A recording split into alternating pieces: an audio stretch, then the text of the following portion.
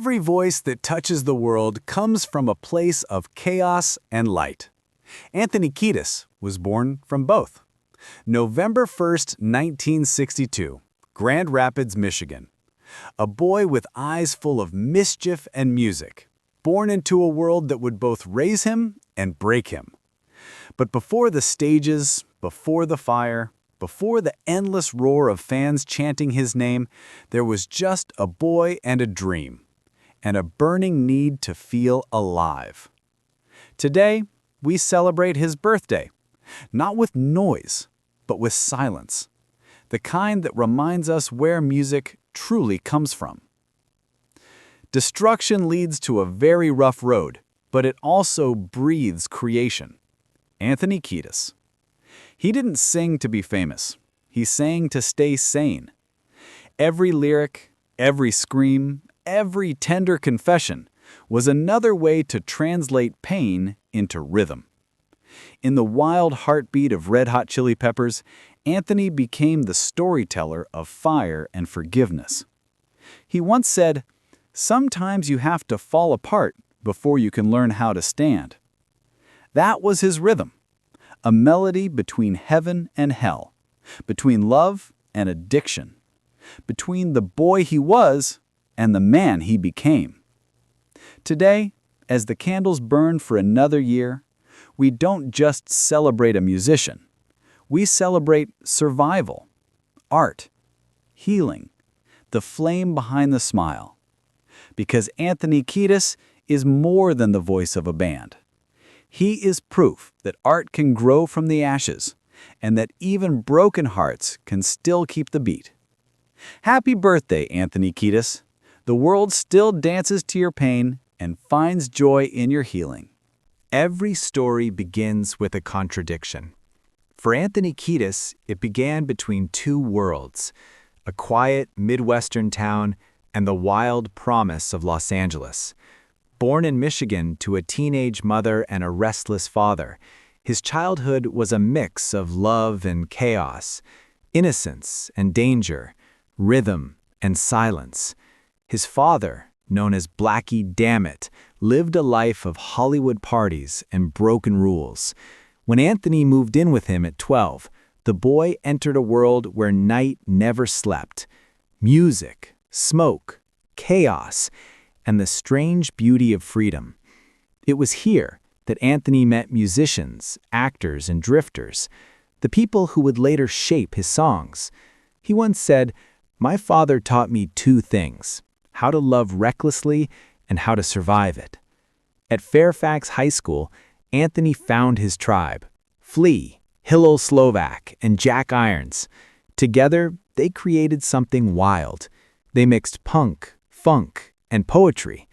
They weren't chasing fame, they were chasing energy, the heartbeat of a generation that didn't want to fit in. In 1983, Red Hot Chili Peppers was born. 4 friends, 1 sound. Raw, fearless, alive. Their first gigs were chaos, half music, half madness. But it was real. It was alive. And soon, the whole city felt it. Beneath the energy and chaos, there was poetry. Anthony was never just a frontman. He was a writer, a storyteller searching for meaning in madness. Every song was a confession, every lyric a page from his survival. Love, loss, lust, loneliness, all became verses. But freedom has a cost. The same world that gave him music also gave him temptation, drugs, fame, chaos. By the late 1980s, the fire that once gave him life began to consume him. Friends were lost. Hillel Slovak was gone. The band broke apart. Anthony was alone, face to face with the silence he had been running from. Every dreamer faces the fall. For Anthony, it was addiction, the invisible hand that pulled him under, again and again. But within that darkness, a spark remained, a promise that this story wasn't over yet. Because from his lowest point would rise his most powerful creation, Every artist has a moment when pain becomes performance. For Anthony Kiedis, that moment came after loss. The death of his friend and bandmate Hillel Slovak in 1988 nearly destroyed him. But instead of silence, he chose sound. He walked back into the studio, fragile, haunted, but ready to begin again. With Flea by his side and new members John Frusciante and Chad Smith, Red Hot Chili Peppers was reborn. A new sound emerged, funky, spiritual, and wild. In 1989, Mother's Milk hit the charts, and the world started to notice. The boys from Los Angeles weren't just playing music, they were creating movement. Then came 1991, Blood Sugar Sex Magic. Recorded in an old mansion on Laurel Canyon, the band locked themselves away for months, channeling everything they had, pain, love, lust, forgiveness, into music that would change rock forever. Give It Away, Under the Bridge, songs that didn't just play, they lived. And for the first time, Anthony's voice wasn't screaming, it was healing. Fame came fast, and fame, as always, demanded everything. The world saw the energy, the smiles, the bared chests, but not the exhaustion, not the nights of relapse and guilt. Anthony's battle with addiction wasn't over. It was waiting, just behind the spotlight. He said later, "I thought I could outsing the darkness, but the darkness was patient." Then came Californication, 1999, a resurrection. The band, reunited with John Frusciante, created an album that felt like sunlight after a storm. Scar Tissue, Other Side, Californication. Songs that bled with honesty and redemption. It wasn't just success, it was survival through sound. Fame no longer defined him. Music did. With every song, Anthony stripped another layer of ego. He wasn't trying to be the wild man anymore. He was becoming the poet he was always meant to be. His book, Scar Tissue, became a mirror, not just for fans, but for anyone who ever fell and tried again. Every star burns to shine, but few keep burning for this long. Through decades of chaos, through loss, relapse, and revival, Anthony Kiedis never stopped singing. Because his music isn't about perfection, it's about persistence. And the man who once danced on the edge of destruction now stands as proof that even fire can find peace. Every rise brings silence, and sometimes that silence is louder than applause. After years of stadiums, awards, and fame, Anthony Kiedis found himself facing the same shadow he thought he had escaped. The tours were longer, the hotels emptier, the crowd screamed his name, but at night the silence screamed louder. Addiction doesn't disappear, it waits. After Californication, after redemption, the darkness found him again. Fame couldn't protect him. Love couldn't save him, and Anthony, the survivor, began to fall once more. He wrote in Scar Tissue, "I could be sober for years and still wake up every day wondering when the next storm would hit." The band was thriving, but Anthony was disappearing. He smiled for cameras, joked on interviews, and sang for millions. Yet behind the light, he was breaking. He once said, "I felt like I was playing a version of myself that the world wanted, but I didn't." In the middle of chaos, Anthony kept searching for love, but every relationship felt like a mirror, reflecting the parts of himself he wasn't ready to see.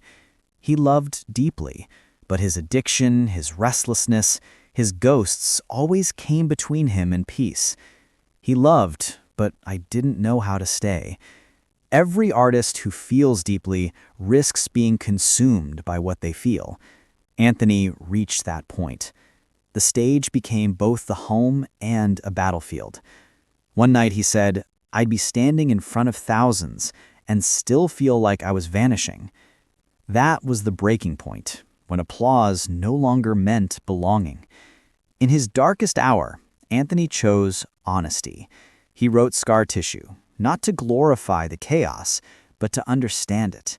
It wasn't a confession. It was a map from pain to peace. He didn't heal overnight. He learned to live with the scars.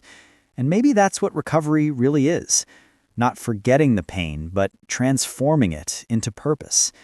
As the world moved faster, Anthony slowed down, choosing peace over noise and art over addiction. His downfall had become his rebirth. Every storm ends with silence, and from that silence comes a choice. For Anthony Kiedis, that choice was simple: to live. He woke one morning, the city still asleep, and realized that music had given him everything but peace. So he went looking for it. He began running, first to escape, then to breathe. Miles along the beach turned into discipline. Discipline turned into clarity. He replaced one high with another. Endorphins for escapism, sweat for survival. He once said, "When I run, I can hear the rhythm of my own heart again." He found healing in the simplest things: the sun, the ocean, and the sound of his own breathing. Yoga, clean food, meditation, the new rituals replaced the old addictions. Slowly, the man who once lived in extremes found balance. Not the kind that hides from pain, but the kind that accepts it.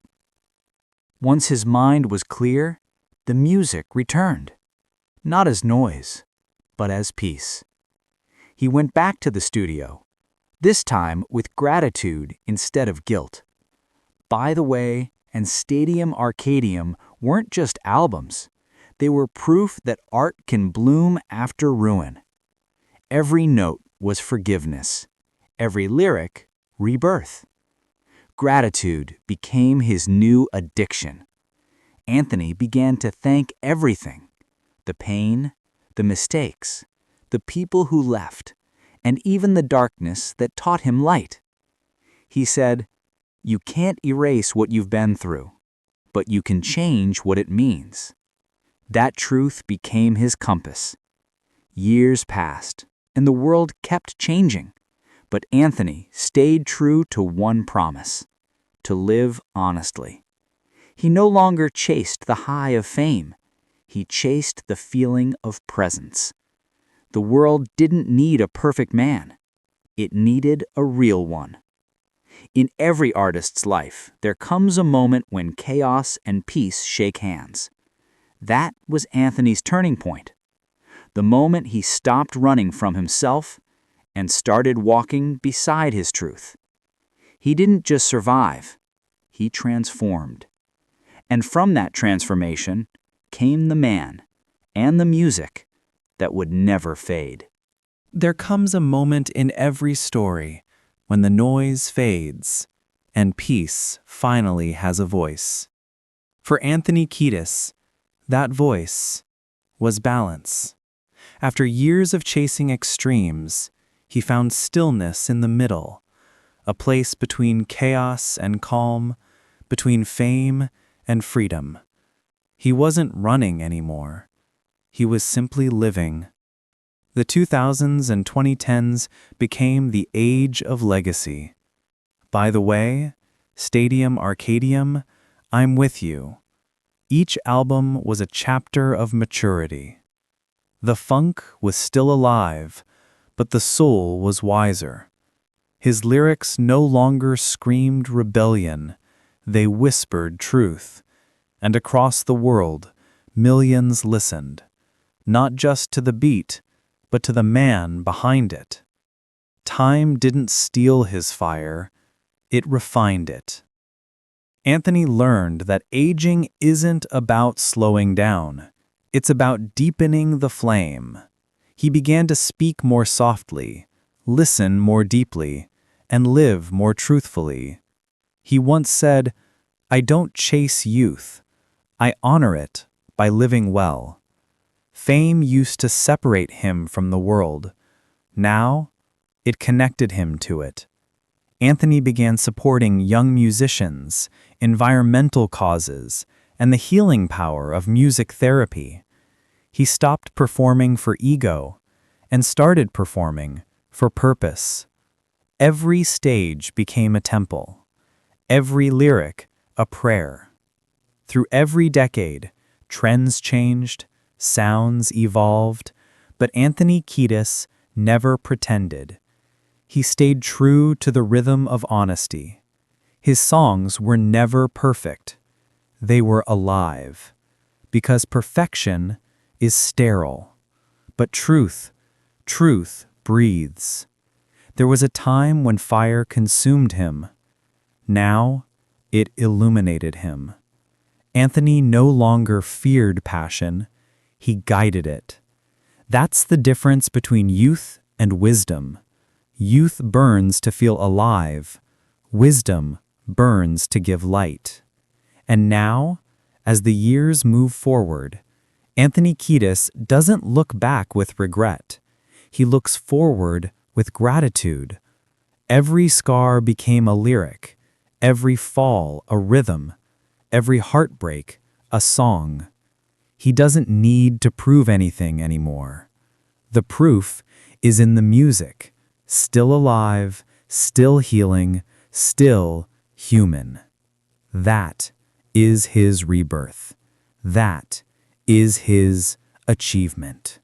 Every story has an ending, but not every ending is silence. For Anthony Kiedis, the music never stopped. It simply changed its rhythm. Slower, softer, deeper. He no longer sings to escape the world. He sings to understand it. His voice became more than music. It became memory. For a generation, his songs were soundtracks of survival. Under the Bridge spoke to loneliness. Scar Tissue spoke to pain. Californication spoke to redemption. Together, they formed a map guiding millions through their own storms. His songs weren't just about fame or fire. They were about... He taught us that it's okay to fall, as long as you rise with truth. That scars aren't signs of weakness, but proof of healing. And that music, like love, doesn't need to be it just needs to be real. Away from the lights, Anthony is not he's a man. Flawed, kind, grateful. He still runs along the beach, still writes, still smiles when he knows that fame fades, but kindness echoes. The real story of Anthony Kiedis isn't about... It's about transformation. About how a boy from Michigan walked through chaos and found comfort. About how the same hands that trembled from addiction now hold the microphone steady with gratitude. And how the same voice that once screamed for escape now whispers peace. Every generation has its rhythm. Anthony Kiedis's is in every lonely night made lighter by his lyrics. Every soul who found strength through his legacy isn't the music he made. It's the lives it changed. And so, as another year turns, we don't just celebrate a birthday. We celebrate a man who turned pain into poetry and chaos into song. He showed us that the fire of life doesn't destroy. It refines. That every voice, when it dares to tell the truth, becomes immortal. Happy birthday.